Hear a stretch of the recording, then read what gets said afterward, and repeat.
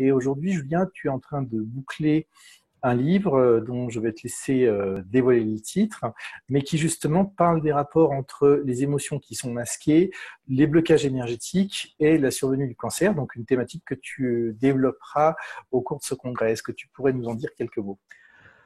Oui, donc déjà bonjour à tous. Donc le livre, ça va s'appeler Amour, cancer et diplomatie. Et ce livre va résumer toutes les études que j'ai fait depuis une dizaine d'années sur le lien, sur les rapports qu'il peut y avoir entre les émotions réprimées et le déclenchement d'un cancer. Donc ça, c'est le côté pas très réjouissant, on va dire, mais le côté optimiste du livre, c'est que en libérant les émotions réprimées comme nos peurs profondes, nos colères profondes, nos culpabilités, nos hontes, on peut modifier notre biologie et aller dans le sens de aller dans le sens d'une amélioration de notre état immunitaire. Il y a une action directe sur la prolifération des cellules souches. Mais tout ça, je vous en parlerai en détail au congrès. Donc voilà, ce livre trace aussi mon expérience personnelle, puisque j'ai 3 personnes dans ma famille qui ont eu un cancer.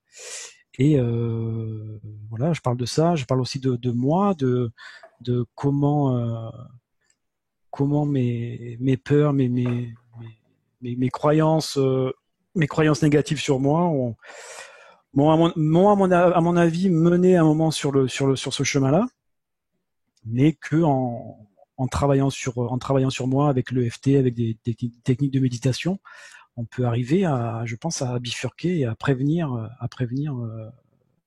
cette maladie. En tout cas, faire quelque chose pour pas subir les statistiques dont on entend parler partout. D'accord. Et ta rencontre avec l'énergétique, alors, ça s'est passé comment et ça date de quand?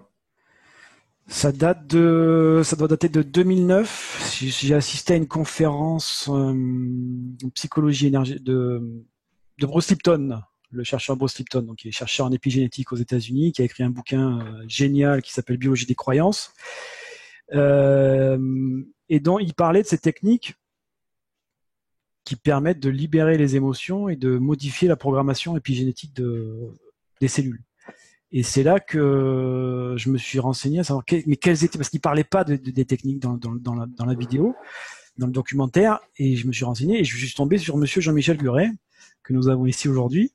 Et donc, à l'époque, tu as vu mon père 3 fois, et puis ensuite, moi, je me suis formé avec toi, et puis après, là, j'ai continué dans cette voie parce que je travaillais en parallèle en clinique psychiatrique et j'ai donc testé cette technique sur des gros patients. D'ailleurs, tu étais venu à la clinique sur des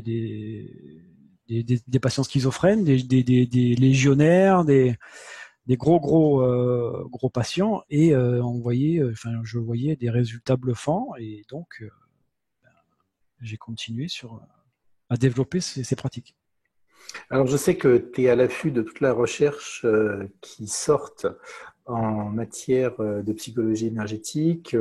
Qu'est-ce que tu as pu découvrir très récemment sur l'année qui vient de s'écouler, par exemple? Est-ce qu'il y a une augmentation de ces études? Qu'est-ce qui se passe?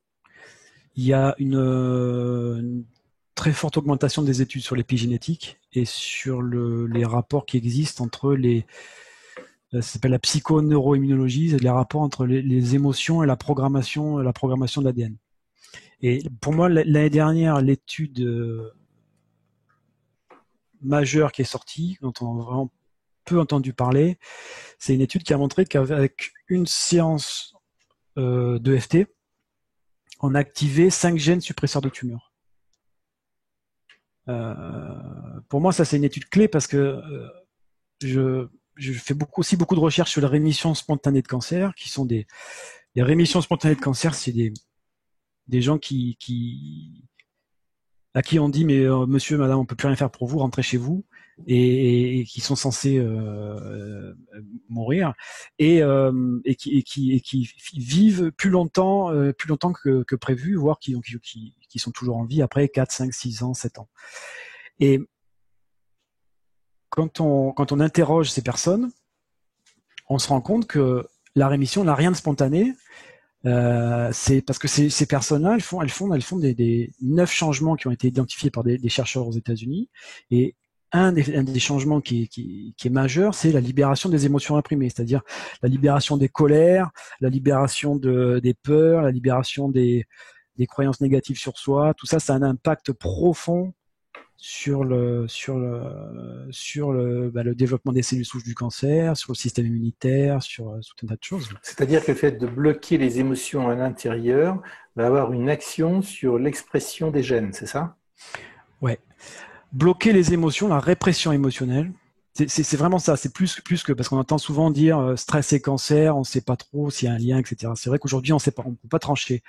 Mais quand on précise et qu'on parle de répression émotionnelle et cancer, ça devient différent, parce que la répression émotionnelle, au niveau biologique, active la réponse de stress du système nerveux autonome, qui est le grand régulateur de notre biologie. On sait qu'il régule l'activité cardiaque, la digestion, etc. Mais ce qui est nouveau, c'est qu'on s'aperçoit qu'il régule aussi les cellules souches du cancer. Donc, quand vous avez une répression émotionnelle, vous avez une activation de la branche sympathique du système nerveux autonome, et cette branche sympathique, elle crée un micro-environnement qui permet le déclenchement et le développement de certains cancers. Et la bonne nouvelle, c'est que quand vous activez la branche opposée, c'est-à-dire la branche de la relaxation, et vous avez l'effet inverse. Et d'ailleurs, quand on mesure l'activité le tonus vagal, qui est un reflet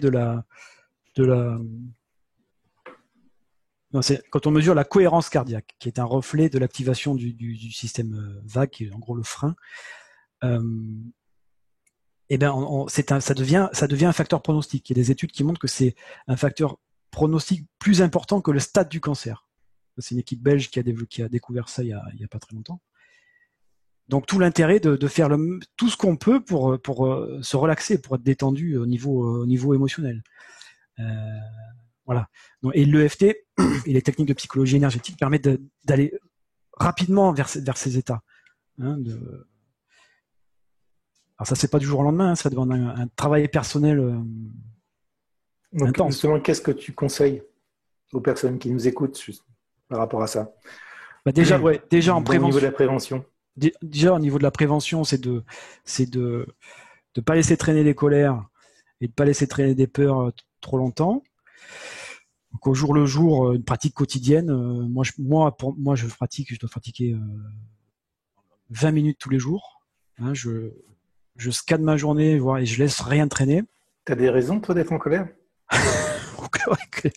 Quelques-unes, mais bon, c'est pas vraiment important. Et donc, mais c'est un bon exemple. Hein, c'est de pas se laisser envahir par la colère, etc. Bon, toutes les vieilles traditions spirituelles le disent. Voilà, la colère, c'est un poison. Et, bon, aujourd'hui, la science le démontre. Donc première chose, c'est ça, c'est tous les jours faire un scan de la journée et je regarde. Et la deuxième chose, c'est la procédure de paix personnelle, c'est de balayer, de scanner toute sa vie et d'aller guérir, d'aller permettre à ces mauvais souvenirs, si vous voulez, de guérir en exprimant les émotions qu'on a ressenties. Par exemple, le plus important, à mon avis, c'est de traiter les traumatismes d'enfance. C'est-à-dire arriver à détacher l'émotion du souvenir pour réintégrer le souvenir à sa place et finalement se sentir libéré de ce qui s'est passé, du mal qu'on nous a fait éventuellement, quoi. Ouais, parce que un souvenir, il est mauvais. Pourquoi? Parce qu'il y a toujours des émotions qui sont attachées au souvenir, à l'image. Il y a de la peur, de la colère, etc. Quand on permet l'expression, une fois que l'émotion s'est exprimée, elle a fait son travail et puis elle s'en va. Est-ce que tu aurais des chiffres justement à nous communiquer par rapport aux études que tu peux observer dans les différentes bases de données scientifiques sur l'impact des émotions, le poids des émotions liées justement à l'arrivée d'un cancer? Oui, alors je vais faire un partage d'écran, je vais vous montrer tout ça. Share screen. Hop. Tu vois là? Ouais, très bien. Ok, donc ça c'est le congrès. Alors, juste avant, je vais juste faire un avertissement qui est quand même important, c'est que l'EFT et tout ce que je dis là, c'est des thérapies complémentaires et consultez toujours votre oncologue. Hein, ça reste de la thérapie complémentaire. Alors, quelques chiffres sur la répression des émotions et du cancer. Donc ça, c'est une étude de Chapman qui a été publiée en 2013 qui montre que les personnes qui n'expriment pas leurs émotions ont un risque de décès par cancer augmenté de 70% par rapport à ceux qui les expriment. Et ils ont également... C'est énorme. Ouais. Et ils ont également un risque de décès par accident cardiaque qui est augmenté de 50%. Donc déjà, c'est des études qui sont réalisées comment, ça? Ça, c'est des études d'observation. Alors, ils observent une population et puis ils en sortent des statistiques. Ce genre d'études ne permet pas de prouver qu'il y a le lien de cause à effet. Je rentre pas dans les détails, c'est des considérations statistiques. Donc aujourd'hui, on peut pas dire voilà, répression émotionnelle égale cancer. Mais voilà, je présente quand même ces études parce que je crois qu'on n'a vraiment pas intérêt à nier ce genre d'études et on a intérêt à pousser la recherche là-dedans. Deuxième étude qui montre une association significative, enfin, une association, pas une cause, hein, mais une association entre le diagnostic de cancer du sein et une anomalie dans l'expression des émotions. Et l'anomalie qui était présente dans la plupart des cas, c'était une extrême suppression de la colère. Hein, et chez les patients de plus de 40 ans, une extrême suppression des autres émotions. Ouais. Une autre étude qui montre que donc ça c'est un chercheur, le professeur Fox, qui a demandé à des femmes qui attendaient pour passer une mammographie de remplir un questionnaire pour évaluer leur degré de répression émotionnelle et de solitude. Hein, parce que solitude et répression émotionnelle, ça va souvent ensemble. Et il a observé que plus le score de répression émotionnelle était élevé, plus les femmes étaient malades, plus c'était des pathologies malignes. Et inversement, plus le score était bas, plus les femmes étaient en santé. Ok, d'où l'intérêt d'exprimer clairement ses émotions. Ouais, d'où l'intérêt. Mais est-ce que justement, par exemple, si on pratique l'EFT, le fait de travailler sur soi dans son coin, pour verbaliser ce qui s'est passé, le fait qu'on soit en colère, de se donner la permission de le ressentir, tout en stimulant, par exemple, le point là du foie, qui est justement lié à la colère, ça c'est suffisant?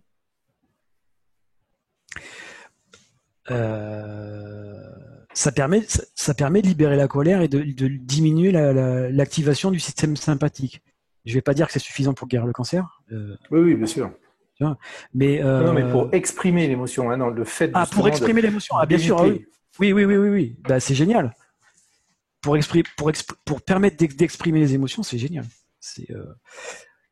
Okay. Moi, j'ai balayé un paquet de techniques d'expression émotionnelle, hein, parce que c'est bien, les études c'est bien beau, mais après en pratique comment je fais? Et l'EFT c'est génial, et certaines formes de méditation qui ciblent les émotions qui sont géniales. Et oui, ça c'est. Je pense notamment aux méditations de Dispenza qui sont vraiment très très centrées sur l'énergie et sur les émotions et sur le fait justement d'extraire les émotions négatives de soi pour les remplacer par des émotions positives comme par exemple la gratitude. Ouais. Dans la méditation, il y a eu des recherches sur des rémissions spontanées de cancer après des périodes prolongées de méditation. C'est arrivé, c'est documenté, notamment par l'Institut des sciences noétiques aux États-Unis. Mais méditer juste sur une bougie, c'est pas suffisant. Hein, méditer sur le souffle, c'est pas suffisant. Il y a une activation de la réponse de relaxation, mais il faut aller chercher l'émotion. Il faut aller chercher la peur, il faut aller chercher la colère, lui permettre de s'exprimer, de grandir et de quitter. Quoi. Hein, voilà, donc ce que je vous disais tout à l'heure, c'est que ces études sont des études d'observation et qu'elles ne permettent pas d'affirmer qu'il existe un lien de cause à effet entre répression émotionnelle et déclenchement du cancer. Alors, ce qui est vraiment génial, c'est qu'il y a des études qui montrent que lorsque vous libérez les émotions, la survie est doublée. Donc, par exemple, l'Institut du cancer d'Ontario a conduit une étude qui a évalué justement l'effet d'un programme d'expression des émotions, il y a marqué négative, mais je préfère dire désagréable, sur la survie de 22 patients qui étaient atteints d'un cancer métastatique, qui était considéré comme incurable. Ils attendaient un taux de survie d'1 an. Et bien, les gens qui ont participé à ce programme d'expression des émotions, le taux de survie médian observé fut 2,25 fois plus long que celui qui a été prédit. Et d'une manière assez incroyable, 6 des 22 patients étaient toujours en vie 5 ans après le début de l'étude. On parle de cancer métastatique incurable, hein, et qui vivent 5 ans après le début de l'étude. C'est rarissime. Donc. D'accord, juste en exprimant les émotions négatives. Ouais. Juste, ouais. C'est ce qu'on. Non, mais t'as raison de le dire. On se dit, quoi, juste en exprimant les émotions, machin, etc. Ouais. Alors, ben oui, mais sur le papier, ça paraît facile. Par contre, après en pratique, ça demande un travail d'introspection et de guérison intérieure qui c'est pas de la médecine douce. Enfin, c'est quand même intense, hein, quand on va guérir les traumas, gros traumas d'enfance, etc. Ça demande. Il y a des gens qui veulent pas y aller et ça se comprend. Hein. Et donc. D'ailleurs, c'est relativement difficile d'y aller tout seul. D'ailleurs, moi, je déconseille d'y aller tout seul. Ouais, il faut se faire accompagner par des gens qui sont formés. Il faut se faire accompagner, c'est clair. Mais c'est un changement, d'état émotionnel qui change beaucoup de choses. Hein, la preuve, voilà, survie doublée. Donc ça, c'est pareil, une autre étude qui montre que des femmes qui participaient au programme de thérapie de groupe et qui exprimaient ouvertement leur colère, leur survie était doublée en comparaison quand elles ont vécu 3,7 années en comparaison de femmes qui réprimaient leur colère 1,8 années. Et pareil, 6 des 50 femmes qui exprimaient ouvertement leur colère étaient toujours en vie 7 ans, il manque un S, après être entrées dans l'étude. Donc ça, c'est des survies remarquables. Voilà. Pareil sur le mélanome. La prise en charge psychologique augmente de manière significative le taux de survie chez des patients atteints de mélanome. Pour le groupe qui n'a pas reçu le traitement, la tendance à la récidive tumorale était plus élevée, le taux de décès significativement plus élevé que ceux du groupe où il y a une expression des émotions. Là, il y a un autre effet de l'expression des émotions qui est la diminution du taux de cortisol, et on sait que le cortisol, ça bloque le système immunitaire. Pareil, libération des émotions diminue les marqueurs de l'inflammation chez des hommes atteints de tumeurs de la prostate. On sait aujourd'hui que l'inflammation, c'est quand même le facteur majeur dans le déclenchement du cancer. Donc, encore une fois, un impact important. Pareil, cette étude, je passe rapidement, qui montre que le traitement des émotions pourrait aider à briser le cycle entre inflammation et symptômes de la maladie dans le cancer du sein chez la femme.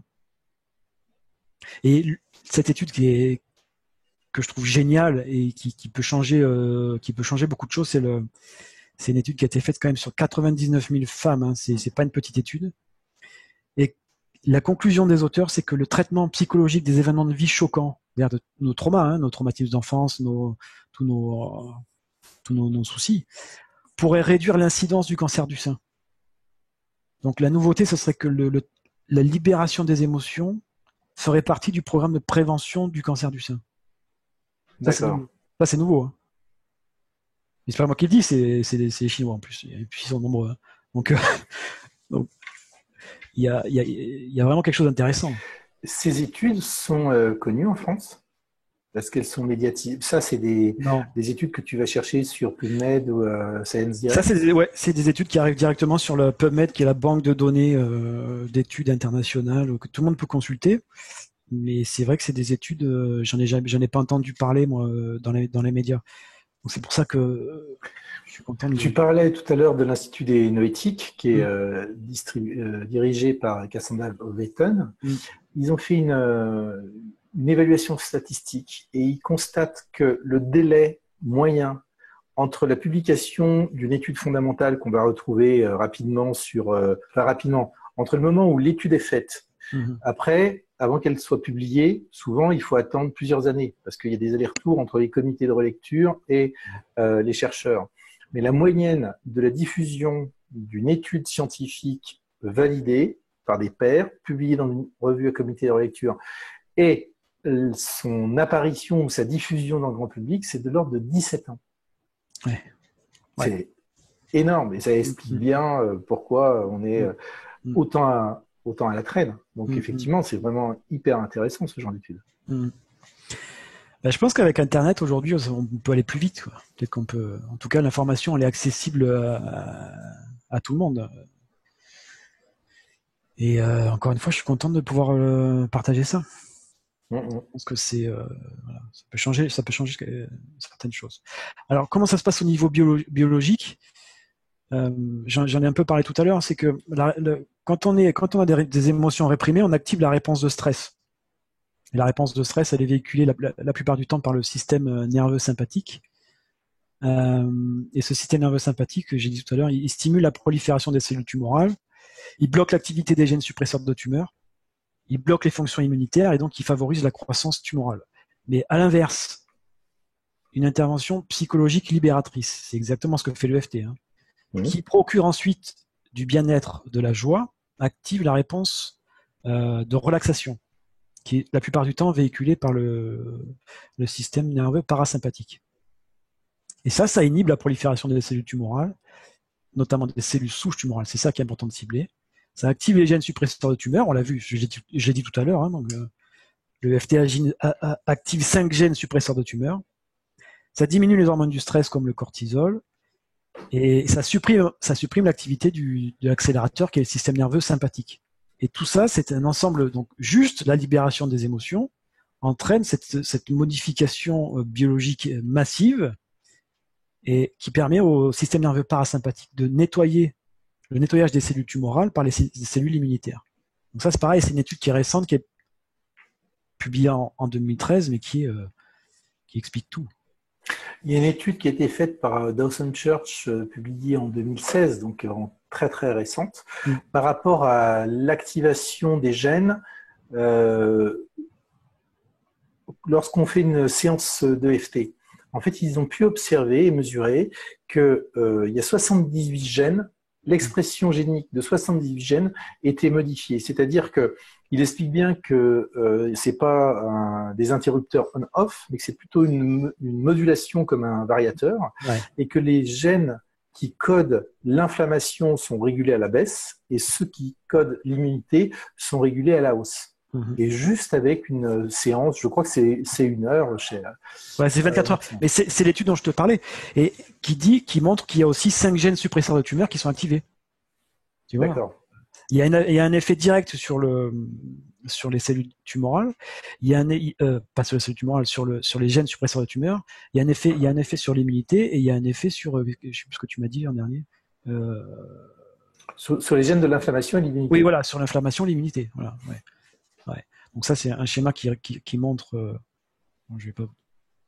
Bah oui, on voit les cytokines qui sont on voit bien le truc. Alors, j'espère qu'il n'y a pas trop de phobiques du sang qui regardent, mais sinon vous stimulez les R27 là. Mais on me dit qu'une image vaut 1000 mots. Alors, ça c'est en haut, ce sont des poumons de souris qui ont été greffés avec du cancer du poumon. Et on les a laissés comme ça. Groupe A là-haut, on les a laissés, on n'a rien fait. Donc vous voyez les nodules tumoraux qui sont jaune clair en haut. Comme des espèces de bulles. Ouais, on dirait des bulles. D'accord. Et en bas, c'est des souris chez qui on a greffé du cancer du poumon, mais la différence, c'est qu'on a activé la réponse de relaxation. Donc on a le parasympathique. Ben, vous voyez la différence ? Donc on a stimulé simplement la branche parasympathique du système nerveux autonome. Ouais. D'accord. Et donc, il n'y a plus de nodules. Ben, il n'y a plus grand-chose. Bon, tout ça, c'est des études expérimentales. Ça demande d'être... Oui, puis encore une fois, c'est sur la souris, pas sur l'homme. Sur la souris, c'est expérimental, etc. Mais ça ouvre des pistes quand même. Quand on voit ça, c'est intéressant. Voilà, ça, c'est l'étude dont on parlait. Libération émotionnelle et activation de 5 gènes suppresseurs de tumeurs. Donc, on peut les voir. Là, je vais pas vous les citer parce que c'est la NASA, mais voilà, des gènes de l'immunité qui sont réactivés, des gènes suppresseurs de tumeurs qui sont qui sont activés, toute une partie de gènes qui régulent le métabolisme du glucose, l'insuline aussi, qui sont activés. Donc un effet majeur, hein, majeur de juste une séance de FT, quoi. Juste. Ok. Donc ça, c'est les recherches du docteur Kelly Turner parce que on a des études en laboratoire qui montrent que on commence à cerner les mécanismes. On n'a pas d'études chez l'homme, ou très peu, ou enfin, à ma connaissance, il n'y en a pas. Donc on peut pas aller plus loin. Et la troisième chose, c'est l'étude des rémissions spontanées de cancer, c'est-à-dire des gens qui ont guéri alors qu'ils ne devraient pas guérir, et on leur demande, mais qu'est-ce que vous avez fait? Et donc Kelly Turner qui a recensé plus de 1000 cas, sa conclusion c'est que ces rémissions n'ont rien de miraculeux ou spontané et ces personnes ont changé. Alors qu'est-ce qu'elles ont fait? Elle a identifié 9 facteurs, 9 changements qui sont, j'ai mis numéro 1, numéro 2, numéro 3, mais c'est pas un ordre hiérarchique, hein, c'est juste un. Alors, d'accord, on peut les prendre dans tous les sens. Ouais. Avoir de fortes raisons de vivre, augmenter les émotions agréables, donc la joie, ça c'est vachement important parce que la joie, ça active le système de la relaxation, il n'y a pas plus puissant. Libérer les émotions imprimées, c'est pareil. Quand vous libérez la colère et vos peurs profondes, ben vous atteignez un état de joie qui a le même effet. Bénéficier d'un soutien psychosocial, ça c'est pareil. Quand vous êtes entouré, ben vous avez plus tendance peut-être à exprimer ce que vous ressentez. Ben quand vous exprimez, ben pareil, c'est le même effet qu'au numéro 3. Suivre son intuition, approfondir la connexion spirituelle. Et puis ensuite, c'est des facteurs prise de contrôle de la santé, changement de l'alimentation, utilisation de plantes et de compléments alimentaires.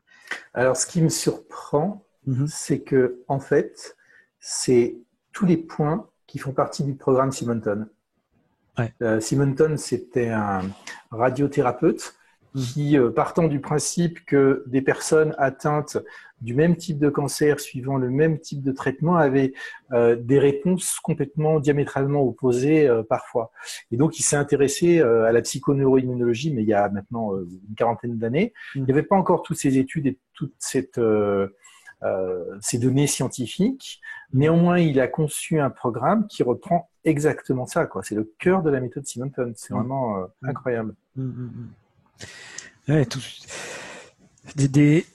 des changements, quoi, hein, ça n'apparaît plus comme quelque chose de spontané. D'ailleurs, le terme spontané, il va pas durer très longtemps, à mon avis. C'est plutôt des rémissions actives ou des ouais. Je vais pas dire provoquées, mais voilà. En suivant ces changements et en complément du traitement conventionnel, on a de la puissance, hein, on a du pouvoir sur le cancer. Je pense pas qu'on est pas impuissant, hein.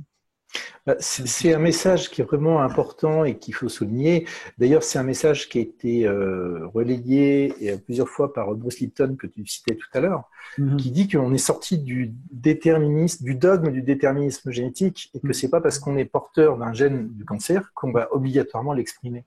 Et que justement, si on amène dans notre vie ce genre de changement, ça peut éviter d'exprimer.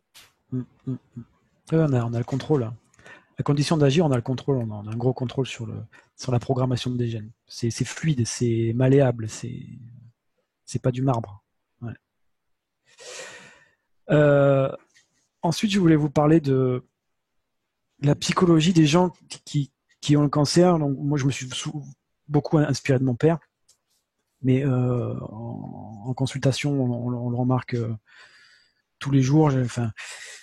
Je veux pas faire de généralité, mais quand les gens viennent nous voir, par exemple sur des cancers du sein, des cancers du côlon, des cancers des ovaires, il y a un profil. J'aime pas parler de personnalité parce que personnalité ça fait figer, mais il y a un profil, un rapport aux émotions qui est le suivant, c'est qu'à l'extérieur, c'est des gens qui sont super diplomates. Hein, c'est l'espèce de petite, comment on pourrait dire, masque. Il y a un masque. Ouais. Super. Souvent dans le cancer du sein, c'est les femmes parfaites. C'est ce masque de la femme parfaite, tout va bien, je vais tout va tout le temps bien. Je gère, voilà, ça va. Non, je suis pas en colère, non. Et derrière, à l'intérieur, c'est une cocotte minute. Hein, la pression, il y a accumulé, il y a des gens qui ont accumulé beaucoup de colère, qui se sont interdits de l'exprimer par conditionnement, on va voir plus tard. Mais voilà, double, pas personnalité, mais bon, super diplomate à l'extérieur, cocotte minute à l'intérieur. Alors super diplomate, voilà l'exemple. Barack Obama et Poutine. Ils ont l'air de s'aimer, là. Ils ont l'air de s'aimer, hein. Ouais, super ta chemise, etc. Ouais, j'adore la Russie, etc. Alors que derrière, à mon avis, il faudrait faire des études sur les diplomates pour connaître leur santé, leur état de santé. Donc le super diplomate, et c'est pas un jugement, hein, c'est juste une observation, c'est quelqu'un qui réprime ses émotions, qui est inconscient souvent de sa colère. Souvent en consultation, on demande aux gens mais qu'est-ce qui s'est passé, etc. Et puis ils vous disent il y a eu un événement vraiment qui même moi me déclencherait de la colère, rien que de l'entendre. Et ils vous disent non, je suis pas en colère, je suis pas en colère. Puis quand vous les titillez, vous les faites, et là il y a la colère qui sort. C'est-à-dire que il y a vraiment la colère réprimée et inconscience de la colère. C'est des gens qui sont incapables de dire non. Ils sont vraiment incapables de dire non, quoi. Ils ont peur de dire non, ils ont peur du conflit, ils ont peur de déplaire, etc. Donc ils sont aussi très sensibles au jugement des autres. Et puis c'est des gens qui font plaisir aux autres, et tout le temps, quoi. Ils font tout le temps plaisir aux autres, et ils oublient leurs propres besoins. Et comme ils font tout le temps plaisir aux autres, eh ben, ils se font exploiter. Ils s'entourent de gens qui toxiques, on va dire. Et donc, ils sont exploités à cause de leur gentillesse, ils rendent service, etc. Et puis, en général, il n'y a aucun retour. Et là, boum, une couche de colère qui revient, qui s'ajoute. Donc, tout ça, ça vient d'où? C'est pas génétique. Hein, ça vient du conditionnement de la relation avec les parents dans l'enfance. Et souvent, quand on les interroge, ils ont eu des parents qui ont été blessants dans le sens des parents qui rabaissent, qui ridiculisent, qui humilient, qui crient très fort, qui punissent aussi. Et tout ça c'est chez un enfant de 3-4 ans, ça va lui faire peur. Hein. Après, je vais avoir peur d'être abaissé. Si j'exprime ce que je ressens, mais j'ai peur d'être ridiculisé, j'ai peur qu'on m'humilie, j'ai peur qu'on me crie dessus, donc je dis plus rien. Je fais le masque, hein, tout va bien, etc. Tout va bien, etc. Donc ça, c'est des conditionnements qui sont appris. Donc le fait d'être abaissé, ridiculisé, ça va créer de la colère aussi, hein, colère emmagasinée, mais que je n'exprime pas par peur, et ça va créer de la tristesse, hein, tristesse d'être abaissé par ses parents, ridiculisé. Okay. Ça peut être aussi des parents qui sont extrêmement fragiles. Donc, j'ai pas j'ai un exemple de quelqu'un dont le père était dépressif chronique et qui s'interdisait en fait d'exprimer ses émotions pour le protéger, hein, pour ménager les sentiments de mes parents, je réprime les miens. Et du coup, ça peut, comme naturellement, il y a un moment ou un autre où ça sort, quoi. Il y a un moment ou un autre, la colère elle sort. Et ben il peut y avoir de la culpabilité, hein, la culpabilité de faire la peine, honte de blesser mes parents, etc. Oui. Donc ça, c'est tous les enfants en fait qui deviennent les parents de leurs parents et qui changent de rôle complètement. Oui, c'est ça. Et moi, j'en vois à l'âge adulte qui se sentent coupables de ne pas avoir pu les aider. Et mon père de ne pas avoir pu les aider. Ouais. Il y a une culpabilité permanente en fait. J'ai pas réussi à sauver mon père ou ma mère, par exemple. Ouais, c'est exactement ça. Alors que la personne avait 10 ans ou 8 ans à l'époque. Hein. Même avant, même moi j'ai même 4-5 ans. Ouais. Donc là, boum, la culpabilité se met dans le subconscient et ça bloque. Ça bloque l'expression des émotions. Et troisième point, des parents qui sont absents. Il n'a jamais joué avec moi, il n'a jamais assisté aux parties de tennis, il oublie mes anniversaires, etc. Ça ça donne de la tristesse et de la dévalorisation. Ouais, il ne fait pas mon anniversaire, c'est que j'ai pas de valeur, j'ai moins de valeur que les autres, etc. Ouais. Donc, pour ménager les sentiments des autres et ne pas souffrir et être aimé, parce que le but c'est ça, c'est d'être aimé. Hein. Au final, répression émotionnelle, je dis plus rien. Mais je dis plus rien, mais à l'intérieur, les émotions sont toujours là. hein, et ça fait presque le syndrome de la cocotte minute, c'est vous avez le couvercle qui est fait de peur. Hein, j'ai peur d'exprimer mes émotions parce que si je les exprime, ben on va me ridiculiser, on va me crier dessus, je sais pas, tout un tas de choses. Il y a aussi sur ce couvercle, il y a un couvercle de culpabilité, ce que je disais, la culpabilité de faire la peine si j'exprime ce que je ressens. Si je dis non, par exemple, et que je veux pas aller manger dimanche chez mes beaux-parents, et bien quelque part, je vais être bloqué et je vais culpabiliser de leur faire de la peine. Et du coup, je vais y aller, mais je vais ruminer la colère. Parce qu'en général, ça se passe pas bien si j'ai pas envie d'y aller. Et voilà. Ça n'a rien à voir avec mes beaux-parents, hein. Moi, je les adore. Je dis juste un aparté. Voilà. Donc, le couvercle, la peur, la honte et la culpabilité. Et à l'intérieur, il y a une accumulation de colère, de rage, de haine et de tristesse aussi. Et tout ça, c'est ça qui active le système, la réponse de stress. Voilà. Donc, la psychologie énergétique, ce qui est vraiment génial, c'est que voilà, ça permet de libérer la pression, libérer la colère, libérer la tristesse, et puis après libérer les peurs, la honte et la culpabilité. Voilà. Pour en arriver à un état où on s'aime, on se valorise, on ressent de la joie, et là, on a vu tout à l'heure que c'était l'état émotionnel qui permettait de...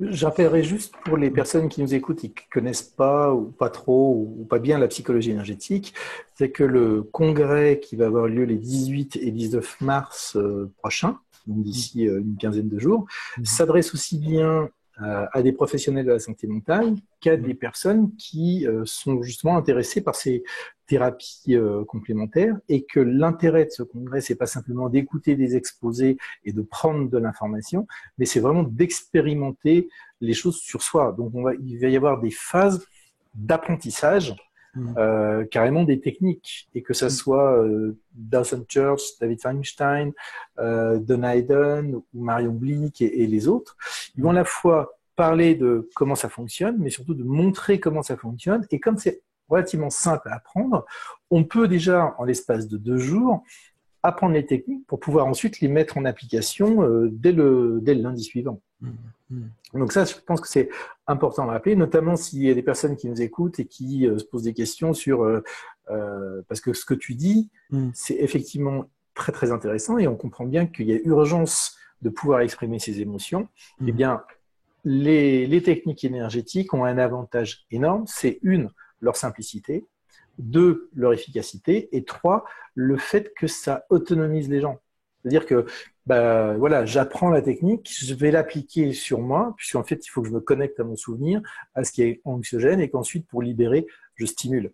Et c'est cette stimulation qui crée la libération des souvenirs et qui libère également des traumas. Ouais. Donc la personne qui vient 2 jours à Lyon repart de là et sait pratiquer sur elle-même. C'est libérer la colère. A déjà des très bonnes bases. En plus, le congrès va être prolongé par des ateliers pour les personnes qui veulent vraiment approfondir. Et on va avoir je suis en train de me plonger de plus en plus dans le programme. Je pense que, moi, j'ai hâte d'y être, parce que ne serait-ce par exemple pour voir le cerveau des personnes fonctionner. Il va y avoir des ateliers où il y a du monitoring, à la fois de voir ce qui se passe au niveau, tu parlais de la cohérence cardiaque, donc on va observer la cohérence cardiaque en temps réel, associée aux ondes cérébrales, et voir quelles sont ces modifications qui se produisent à la fois en temps réel et puis qui vont perdurer pour justement arriver à cet état de libération émotionnelle.